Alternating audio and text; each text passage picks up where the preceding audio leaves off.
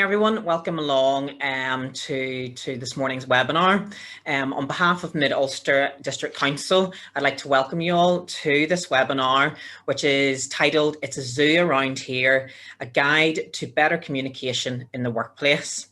This webinar is one of 12 across Enterprise Week, which is helping support local businesses through this very challenging time. Just a quick bit of housekeeping before we start. The session is being recorded, so we can upload this on the council's website for those who haven't been able to attend this morning. But please note that your cameras as attendees and microphones will not be on during the session, so you'll not be seen or heard during the recording of the presentation. We do want this morning's presentation, though, to be as engaging. So if you have any questions for Una, please do pop them in. You'll see a Q&A button just on your screen. If you just move your mouse, it will appear. It can be, most people it's down at the bottom. Some people it might be up at the top, just depending on your settings. So if there's any point during this morning's webinar that you would like to submit a question to Una, please do pop it in there, and Una will be able to take those questions towards the end. So I'm delighted to introduce today's speaker, Una McSorley, for what will be a really interesting and informative session. Feel free to take notes, but the slides will be sent to you after the session this morning. So I'll now pass over to Una to deliver the presentation. Thank you. Thanks very much, Neil. Good morning, everyone. I've been told by Mid-Ulster Council that you've all tuned in this morning because you're hoping that following this webinar, you'll be able to communicate a little bit better. And if you want to communicate a little bit better, you're probably going to have to do something a little bit different. And I'm Una McSorley. I'm going to take you through our slightly quirky approach to communication. And the idea behind it is that although we're all individuals, we do have common personality traits that affect the way we communicate. As we learn to recognize the different communication styles that work best for different people in different situations, we can become much more effective communicators in every aspect of our lives. And that's both at home and in the workplace.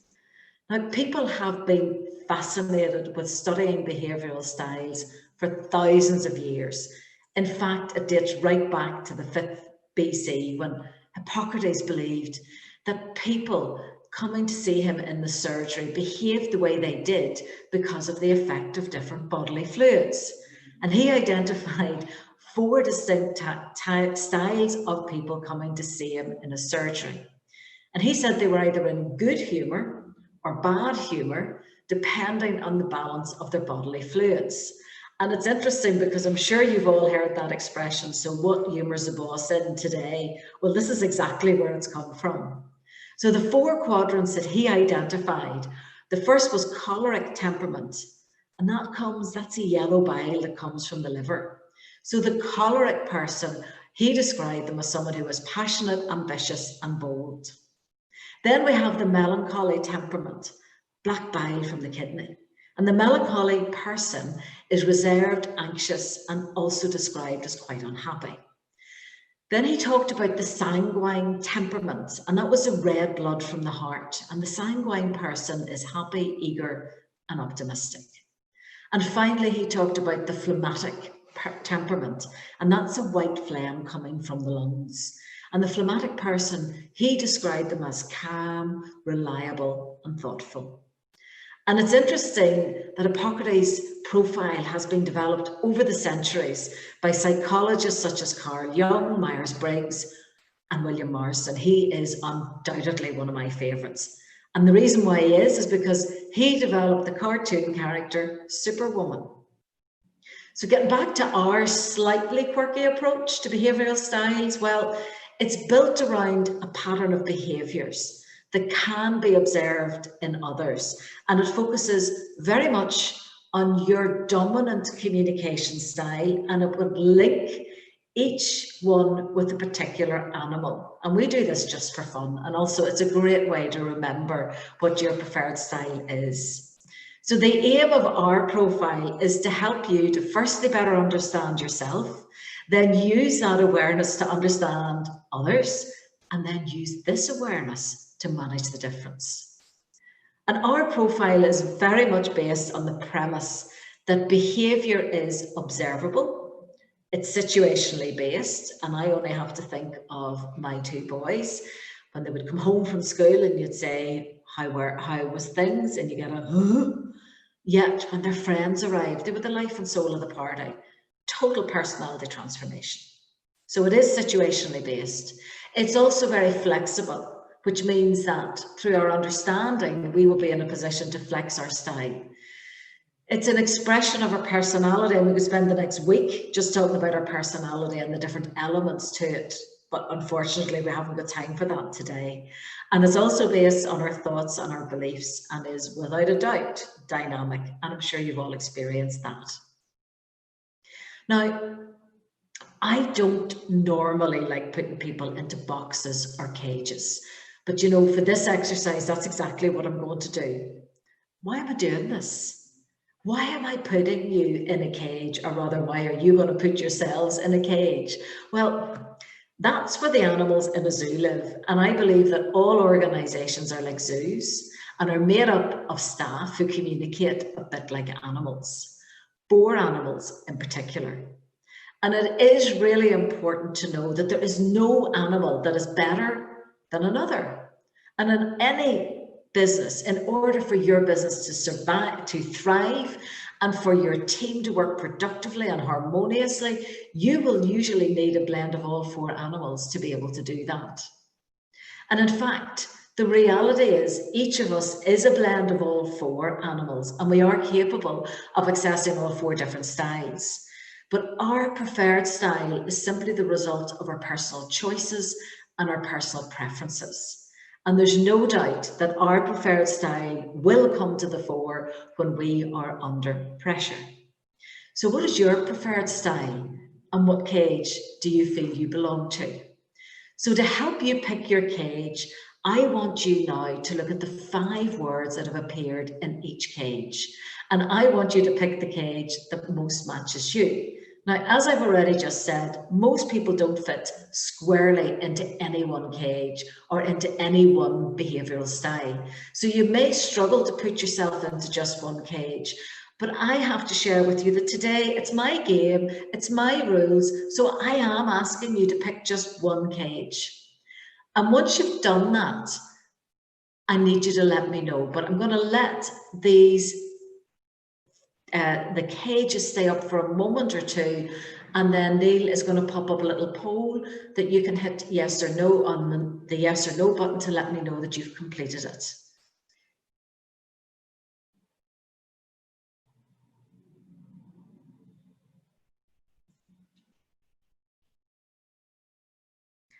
And at this stage, if you haven't already put yourself in a cage, might I suggest that you're probably in the bottom left. Cautious, detailed, analytical, perfectionist, and thorough. So that 5% that still haven't picked a cage, I think that's the one that you're probably in.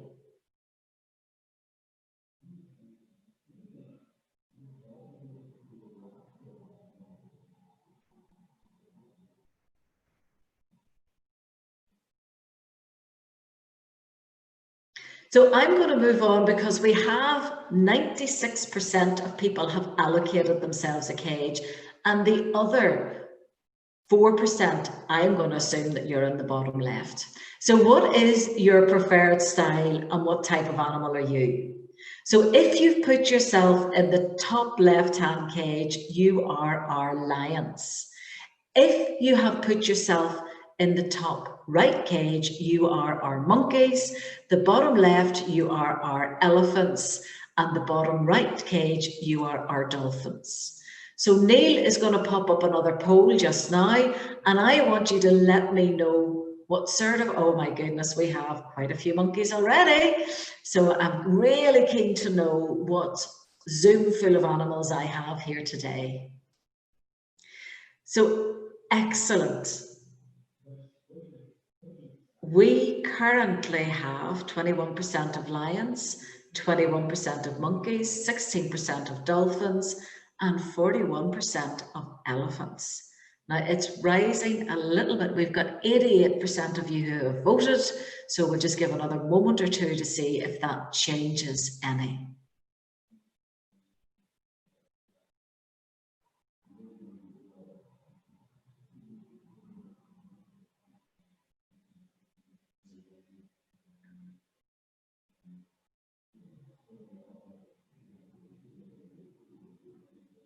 So the results that have come up, we have now 20% lion, we have 22% monkey, we have 16% dolphin, and we have 42% elephants. So as we move on then and move through this, it's fantastic that we have got this sorted and that you now know what animal you are, and without a doubt that is your starting point, because it's vital that you know what your preferred style is and ultimately the impact that it may have on others. So understanding your own behavioural style is so important, because the more effective you are in your communications, the easier it is for you to build good working relationships and to get things done. And that's what it's all about when we're trying to run a business. So how do you recognise the different behavioural styles that are across your team? And in fact, how do you recognise the different behavioural styles of your clients and your customers? Because I've never met anyone yet who walks around the workplace wearing a billboard sign that says I'm a monkey or a lion. But you know, I can very, very quickly pick up from the clues that they give me as to what they are. And how do you talk to people whose style is different from yours? How do you recognise the different animals in your zoo? Well, you do it by observing their behaviour. And when we created our profile, we based it on 3 different levels of analysis. Level 1 is, are you a lion, a monkey, a dolphin, or an elephant? Level 2 of our analysis is based on your preference for extroversion or introversion. And when we talk about the extrovert and the introvert, most of us kind of think, well, that falls into 1 or 2 boxes. And you're either the person who wants to stay at home on a Friday night in your pajamas, or you're the direct opposite and all you want to do is get to the bar with a big group of friends. And I think at the moment that's what we'd all like to do, no matter what your style is. Or the other is, would you prefer to be the centre of attention? And of course, that's what we see the extroverts as, or stay as far away from the spotlight as you possibly can. But the truth is, your personality is not that black and white. Extroversion and introversion is like a continuous dimension. It's a bit like height and weight. So there are people who score at the extremes, like the very heavy people, or the very tall people, or the people who score very high on the trait of extroversion. But for most of us, we're going to fall somewhere in the middle. So when we look at extroversion and we look at introversion from the perspective of how we think and how we act, and that's what we applied to our profile. So if we look at our 4 animals and we look at them, they've just all had a really stressful day in the office. And when we observe them leaving, they do it in a very different way, because the extroverts, as we can see here, are lion and are monkey.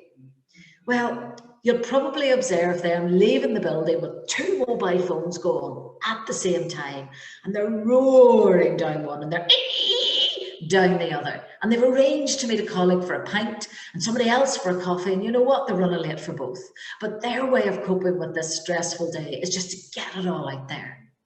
Now, on the other hand, the introvert, and we can see here our elephant and our dolphin, they can be observed doing a very different thing.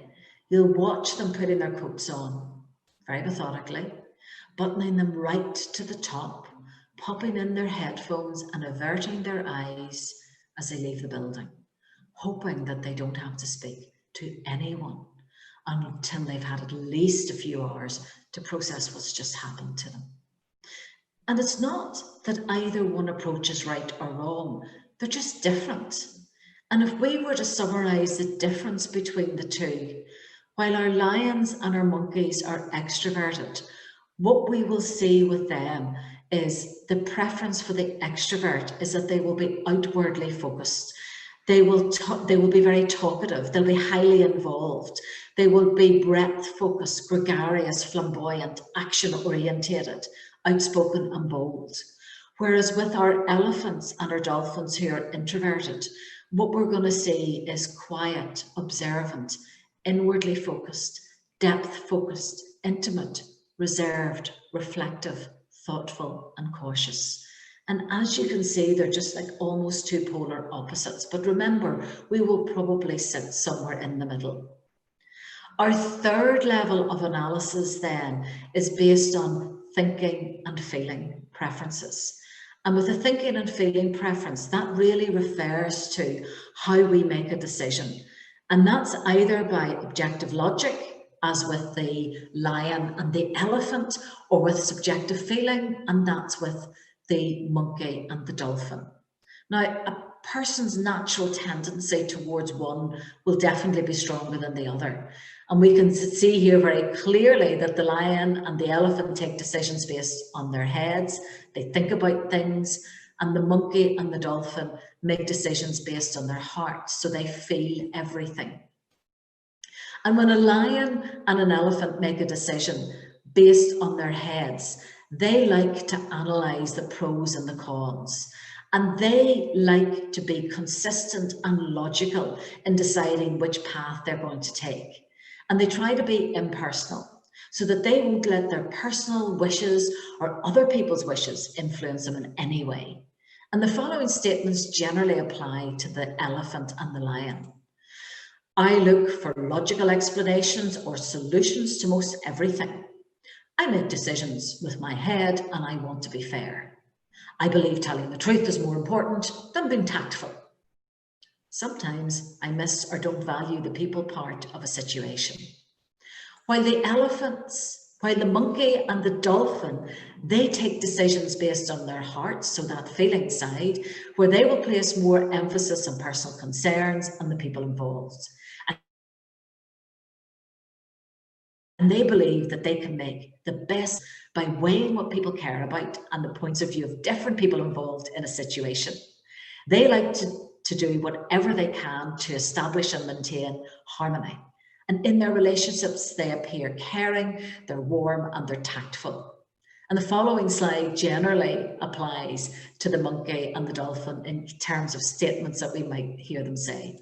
So I look for what's important to others and I express concern for others. I make decisions with my heart and I want to be compassionate. I believe being tactful is more important than telling the cold truth. Sometimes I miss saying or communicating the hard truth of situations. And again, neither one is right or wrong. They are just different in their approach to decision making. So with our lions and our elephants then, we have this logic, that they are logical, they are objective, they decide with their head, they want truth, they're rational, they're impersonal, they're critical, thick-skinned, and they're very firm with people. With our monkeys and the dolphins, again, we can see almost polar opposites. They decide with their heart, they dislike conflict, they're passionate, they're driven by their emotion, they're gentle, they're easily hurt, they're empathetic, and they're caring. So let's go a little bit deeper with all of this. And I'm going to look at the 4 animal groups, and I'm going to capture the essence of your preferred style. But before I do that, I want you, in your own animal style, to think about and jot down your thoughts on the following questions. So what words or phrases would you typically use in the workplace? And I'm talking about, for example, I might hear the lion said, I needed that yesterday. I might hear the monkey say, what's a crack? I might hear the dolphin say, how are you? And the elephant might say, and exactly how long have I got for this exercise? So I want you to scribble down some of the phrases or words that you would commonly use. Then I want you to be really reflectful and think about, what do you like on a good day? And in that same reflective way, I want you to apply a high level of honesty to the next question. What am I like on a bad day? And I mean a really bad day, when somebody really presses your button. I also want you to think of the value that you add to your team. And I know this might be a difficult one for you, but I want you to think about how might you hold your team back because of your preferred style. And finally, I want you to reflect on how you would like to be communicated with. So I'm going to give you just 60 seconds to quietly self-reflect and to capture some of your thoughts.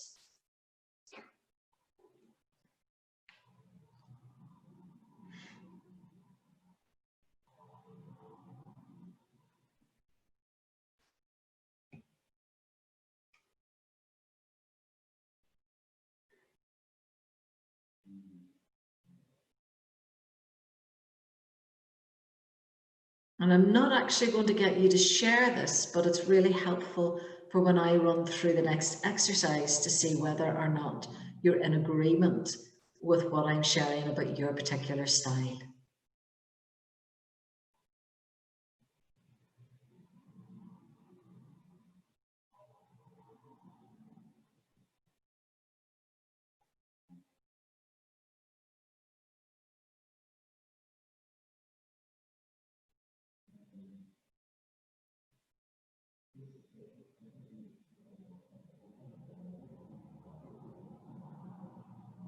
And so you've 10 seconds left.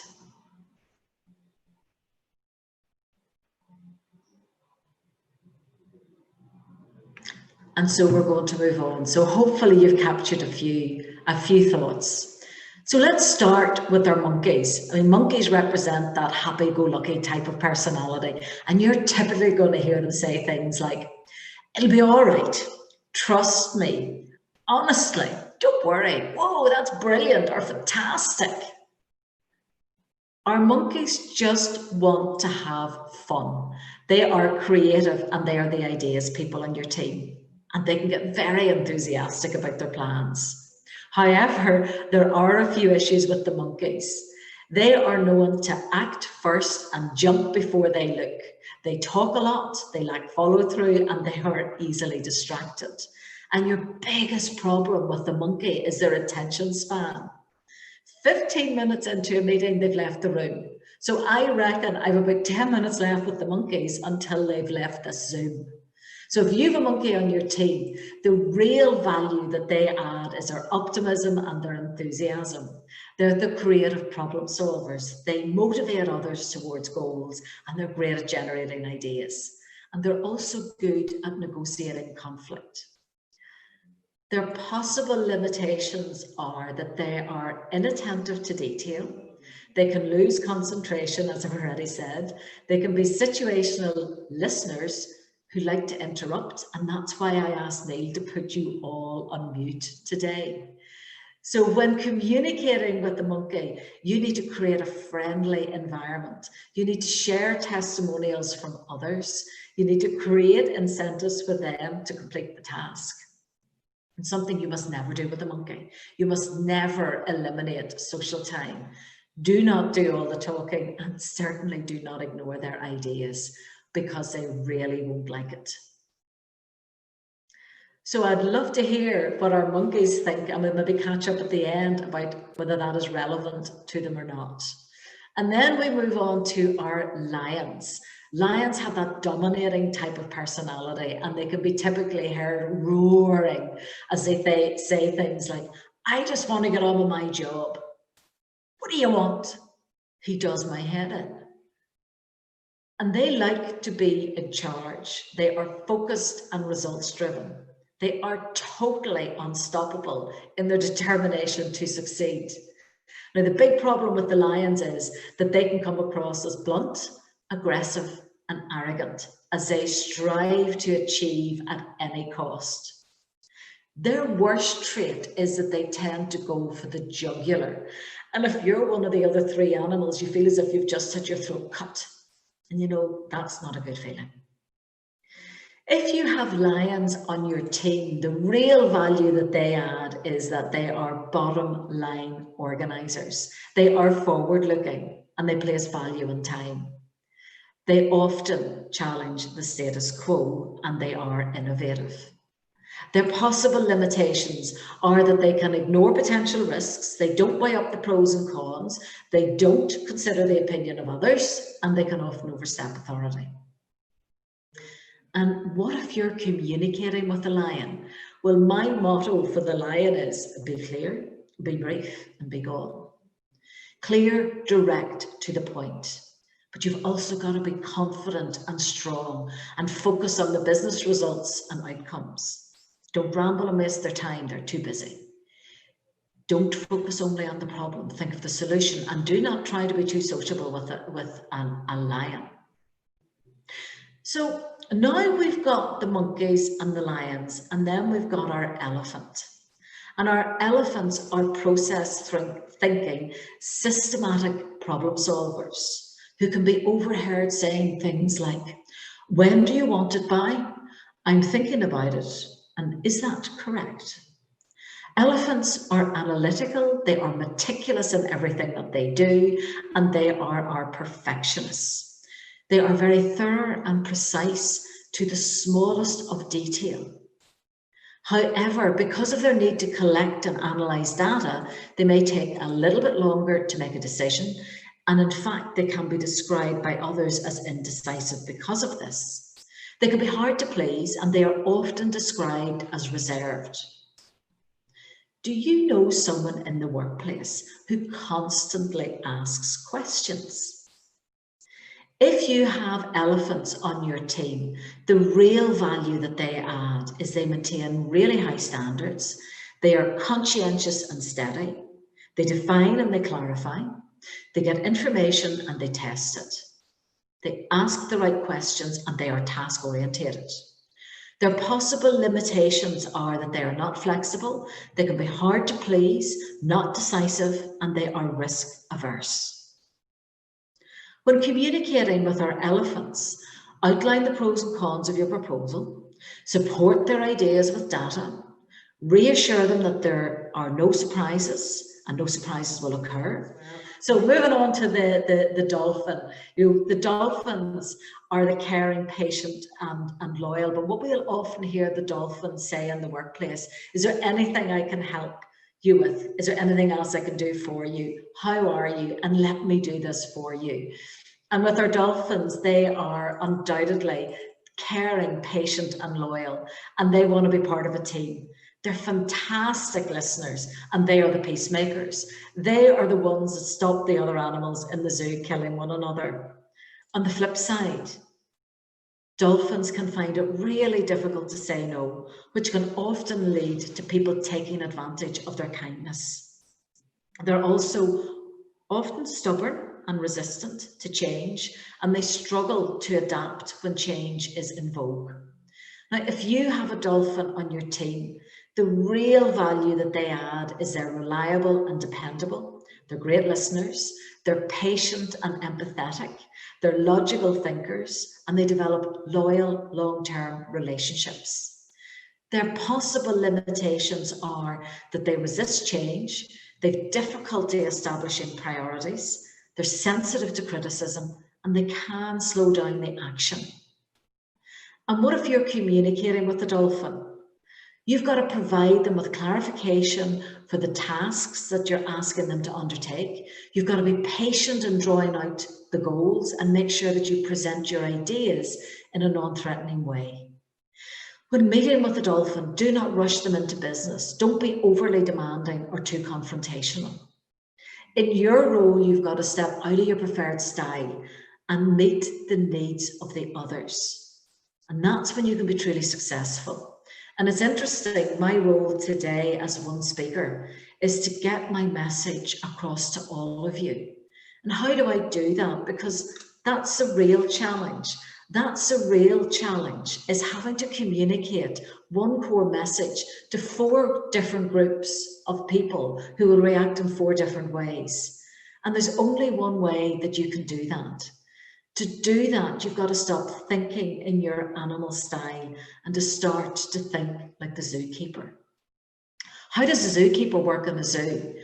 Well, they know each of the animals in their care. They understand what makes them tick, and they put them in the best possible surroundings and they feed them the right kind of food. It's very straightforward.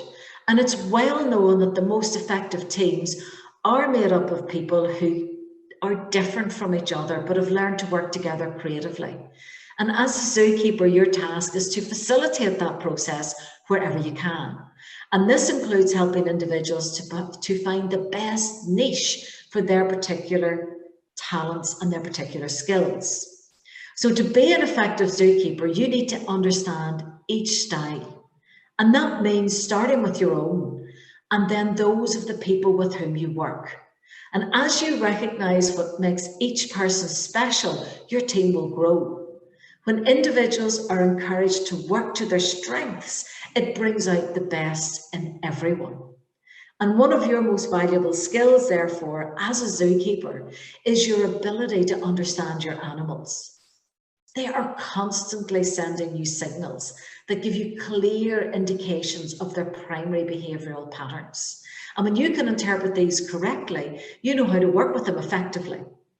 So what is there to know? Human animals have many subtle ways of communicating, and you can pick up their signals if all your senses are tuned in, and you'll know when to speed up or slow down. You'll know when to focus on the detail or when to work on building your relationship with the other person. And the skillful zookeeper recognises that each of the 4 types will respond to different approaches. And once you realise this, you can work out how best to communicate with a wide variety of people. And managers who understand the different needs of the people on their team can find ways to appeal to the best in each individual. And this holds true for anyone who wants to relate more effectively to other people, because families benefit from this as much as any other team. Sometimes we make the mistake of thinking that the members of our family are more like clones than individuals. Good zookeeping begins at home. The good zookeeper, as I've said already, is observant, and they're always looking for clues that will help them to explain why people behave the way they do. And it's so important to tune into body language as well as what is being said and what's not being said. And as you develop your understanding of why people behave the way they do, your ability to communicate with them will increase, and they will feel much more comfortable interacting with you. The zookeeper also knows how important it is to understand the different animals in their workplace, especially when leading them through change. And with the scale of the change that we have all gone through, with widespread people now working from home as a result of the pandemic, now more than ever we need to be an effective zookeeper. And the key to working effectively and productively during this crisis is clear communication and supporting your teams to stay on task in this new environment that may not lend itself terribly well to productivity. But the zookeeper understands that he has to adapt a style to lead his team through this change. And when his team are under pressure, they're going to revert to type. And not just type, but the bad day behaviours of our type. So he may well, or she may well, be observing the lions being much more direct and forceful. Our monkeys are craving much more social interaction. And our dolphins are being much more organised than normal. And our elephants are being far more detail orientated in order to ensure that they get things just right. But rather than thinking about these behaviours in a negative light, the zookeeper realises the importance of communication and managing people effectively. He knows that each animal profile needs different levels of support to be productive when working remotely. So for our lions working remotely, as they are naturally competitive and goal orientated, to ensure that they don't feel lost and disempowered, the zookeeper needs to think about ways to make sure that remote working does not reduce their ability to meet their current goals and targets. The zookeeper also knows that the best way to manage lions working remotely is to challenge the lions and to give them tough assignments that will really extend them and keep them driving for success. They will also provide the lions with regular updates in writing or on phone calls, because they know that being informed helps the lion to feel empowered. The good zookeeper will also adapt the lion's KPIs to reflect a remote working environment so that they can continue to feel a sense of success against a new set of goals. And they will also ensure that there are communication channels in place to ensure that the lion can share their accomplishments with others. The zookeeper knows that the monkeys are likely to be positive about remote working, provided they have a clear support network around them. They also recognise that our monkeys may feel anxious about not having the opportunity to collaborate or communicate with their colleagues on a regular basis. So the effective zookeeper knows that he must listen to the monkeys' ideas and discuss how they contribute to supporting others in remote working. The zookeeper will allow the monkey time for regular updates and catch up face to face. And they will also make themselves available for the impromptu catch-ups and will recognise when these are needed. And the zookeeper will also provide the monkeys with regular positive feedback because they know that's what motivates them. The remote working environment may have been challenging for the dolphins back in March when it was all new, but the effective zookeeper knew how important it was that the dolphins continued to feel connected to their teams and their colleagues, especially when working remotely. And the effective zookeeper knew that for the dolphins to thrive, they would have to be provided with very clear processes to follow and opportunities to discuss their personal needs. So to avoid distraction, the zookeeper has been providing the dolphins with guidelines and scheduled regular catch-ups to review progress. They have ensured that they have provided the dolphin with enough time to prepare in advance of these meetings. They've let the dolphins know what they would like to discuss and roughly how long each of the meetings was likely to last. They've also provided a variety of communication forums so that they can use these forums to communicate, to collaborate, and to work with others. And they've also made sure that there is a network around the dolphins, even though they're working remotely. And they've also recognised that face-to-face is likely to be the preferred option. The zookeeper recognises that with our elephants, they can become demotivated if they don't have clarity around remote working, especially the processes that they should follow and the criteria that they are being measured against. So they develop clear processes and ways of working, and they have scheduled regular updates with a clear agenda in advance. So they've also provided them with written communication. They've scheduled meetings to give them time to talk in detail about their concerns. And they've also given the elephants the opportunity to review the process and working methods and to be part of it. When leading through change, to be an effective zookeeper, you've got to think like the zookeeper, because the better we understand our behavioural styles, the more that we can work within each person's zone of strength to position our teams for success in managing change. When my associate Nigel and I wrote our book on communication, we made sure that we practiced what we preached, and we wrote it in all 4 languages. So for the monkeys, we have a joke on the front page. If you go to the zoo, always take something to feed the animals. Even if the sign says, do not feed the animals. It wasn't the animals that put them signs up. And that's the wit and wisdom of Forrest Gump.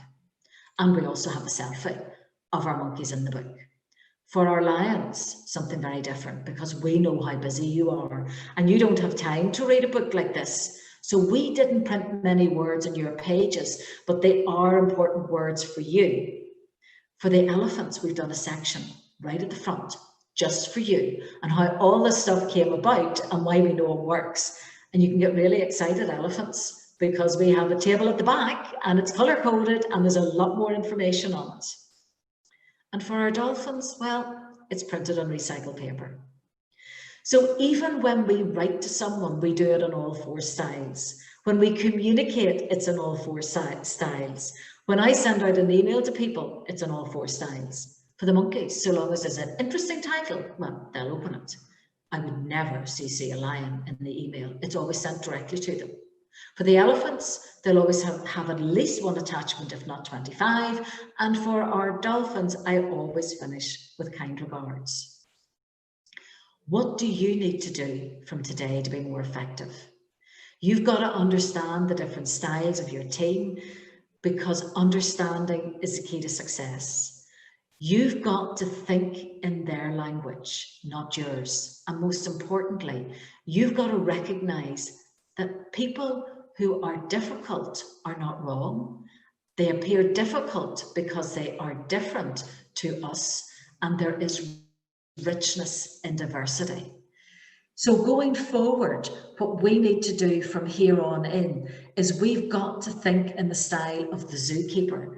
And the more we think in the style of the zookeeper, the more effective you're going to be in building your team, getting them on board, and achieving effective outputs. Thank you very much. Hi, Una. Thank you very much for that fantastic webinar and presentation. Definitely very, very interesting. And I know for sure I have identified which animal I think I am and which one I would like to be, probably more. So I think there's probably quite a lot of people like that. But if anyone would like to put any questions or have any comments, please do use, we do have the chat facility, which is open at the moment. So even if you want to say what animal you felt you were or any comments at all, please do pop in there. And then also there is the Q&A that you can pop a question in there as well. I suppose one of the questions, you know, a bit like what I had said there about, you know, that you can identify which animal that you are and probably which animal you would prefer to be. Is it a good way to kind of use kind of those different areas to help develop, maybe to move to, you know, into a different animal as such, you know, if you want to be more, you know, involved in teamwork and stuff rather than maybe always leading, things like that? Of course, and Neil, the reality is awareness brings about the ability to change. So once I recognize that my preferred style, what my preferred style is and the impact it is having on others, I can start to flex my style so that I get more out of my team. Mm-hmm. And there is no doubt as well that our behavior is situationally based. So depending on the situation I find myself in, I may adopt the role of a different animal. But the reality is when I'm under pressure and I know I do it and it's not very pleasant, I will revert to the bad day behaviours of my preferred style. Okay, yeah. But I think it's also, I mean, a question I often get asked is, do you know which animals work best with each other and which are polar opposites?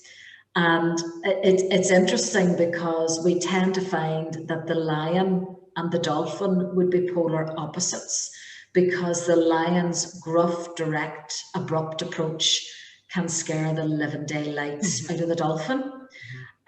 With the monkey and the elephant is so frustrated with the monkey because of their inattention to detail. And in fact, you know, the elephant might call a meeting with the monkey and the monkey will turn up, probably late, probably not having read their agenda and really not sure what the meeting's about. But you know what? They're just going to wing it. And that doesn't work with the elephant. I'm sure.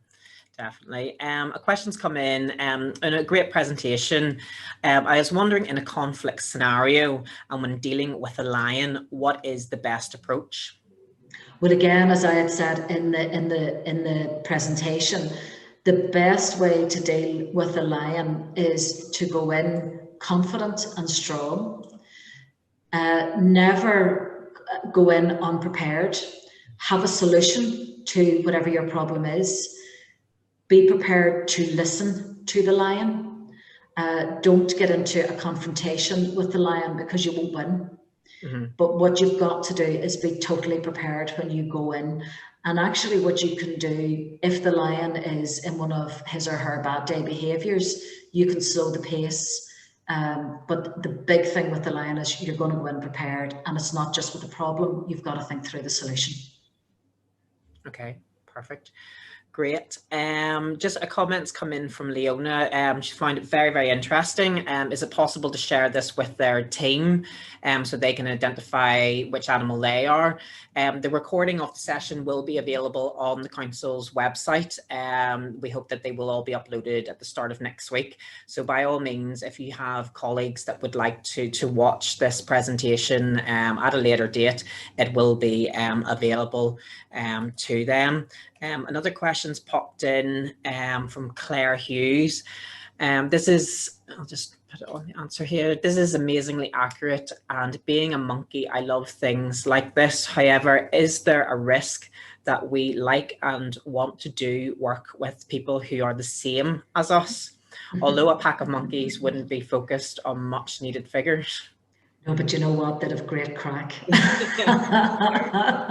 And, you know, sometimes it works when we have like-minded people, but the reality is, to be really effective, it's brilliant to have a blend of all four, because each of us brings something unique and special to the table. And my preferred style, I actually am very equal across two. And it will probably be no surprise that monkey is highly there, but so too is lion. So in the workplace, I am very lion-like in my behaviour, and it's something that I always have to work on. When I'm outside of the workplace, the monkey mode takes over. But within my office, I have a dolphin working with me, and I have an elephant. And the elephant is absolutely fantastic at slowing me down, because I'm the sort of person who gets an idea and I'll go off and implement it. And there's a little bit of, that's a bit of a blend of the monkey and the dolphin, or the monkey and the lion, because the monkey is full of ideas. They don't tend to follow them through, but I'll have the idea and then I'll rush off to do it without perhaps not giving it the right amount of thought. So there's so much that can be learned from this. And just to pick up on the comment or the question that somebody asked, my materials are copyrighted, and this, so it's not that anybody can be using the slides. Yes, you can tune in to the presentation, but I run lots of in-house programs on, you know, building teams and managing teams and better self-awareness. And we have a much more in-depth profile that we do on with our delegates. So just, I know Neela said this is available, but please don't be thinking that you can, you know, download the presentation and start to use it, because that's not, you know, we're not comfortable with that at all. Yeah, it will be available for streaming, so it wouldn't be able to be saved or anything like that. But I think just on your point there about different animals working together, just as you have the line there is richness in diversity, and I think Absolutely. That really does sits perfectly with it all. I think that's all the questions that have come in. Just a comment there from Jenna, just saying, really enjoyed this, very interesting. So thanks very much for tuning in. Thank you. Jenna, so thank you very much, Una, again for a fantastic presentation. I think everyone has taken away so much from this. As I said at the start, we will be sending the slides as a notebook form that you have created as a pack for everyone. So that will be sent to everyone just after this session. We will also send on that email a short feedback questionnaire, which is a link just to an online one. We'd really appreciate if everyone could please take the time just to complete that. It literally will take you 30 seconds to a minute, and it just helps us with feedback for future events. So positive or constructive feedback, please do submit that there.